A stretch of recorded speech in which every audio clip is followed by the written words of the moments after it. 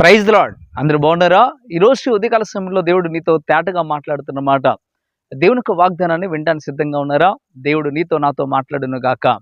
చూడండి, దేవుని యొక్క వాక్యాన్ని మనం ధ్యానం చేద్దాం. కీర్తన గ్రంథం 3వ అధ్యాయం 1వ వచనంలో ఈ రీతిగా రాయబడతా ఉంది. యెహోవా, నన్ను బాధించువారు ఎంతో విస్తరించి ఉన్నారు, నా మీదకి లేచువారు అనేకులు. దేవుని యొక్క వాక్యం చెప్తున్న మాట ఇక్కడ దావీదు కీర్తనకారుడు మాట్లాడుతూ ప్రారంభిస్తూ అంటున్నాడు, యెహోవా, నన్ను బాధించువారు ఎంతో విస్తరించి ఉన్నారు, అంతేగాక నా మీదకి అనేకులు లేస్తూ ఉన్నారు అని చెప్పడం ప్రారంభిస్తూ ఉన్నాడు. ప్రియమైన బిడ్డలారా, మీ పరిస్థితి కూడా ఆ రీతిగానే ఉందా?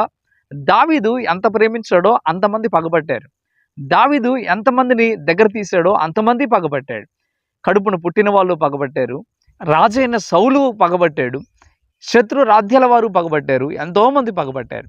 కానీ దావీదు దేవునితో మాట్లాడటం ప్రారంభిస్తూ అంటున్నాడు, యెహోవా అని చెప్పడం ప్రారంభిస్తూ ఉన్నాడు. యెహోవా, నా మీదకి పగబట్టిన వాళ్ళు ఉన్నారయ్యా, ఇదిగో బహుమంది ఉన్నారు నాయనా అని దేవునితో మాట్లాడటం ప్రారంభిస్తాడు.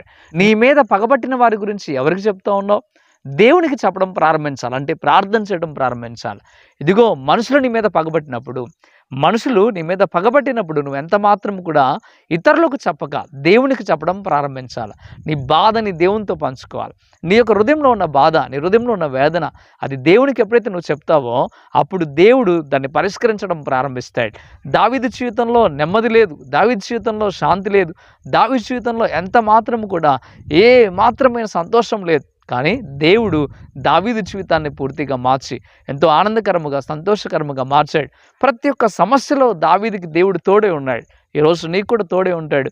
దావీదు వల్ల యథార్థంగా ప్రార్థన చేయి, దావీదు వల్ల యథార్థంగా ప్రభుని స్తుతించు, దావీదు వల్ల ప్రభు సన్నిధిలో నమ్మకంగా ఉండడం ప్రారంభించు. దేవుడు నీ పట్ల మేలు చేస్తాడు. ఈరోజు నీ శత్రువుల మీద నువ్వు విజయం సాధించలేవు. ఇదిగో నువ్వు పగబట్టిన వారి మీద నువ్వు విజయం సాధించలేవు.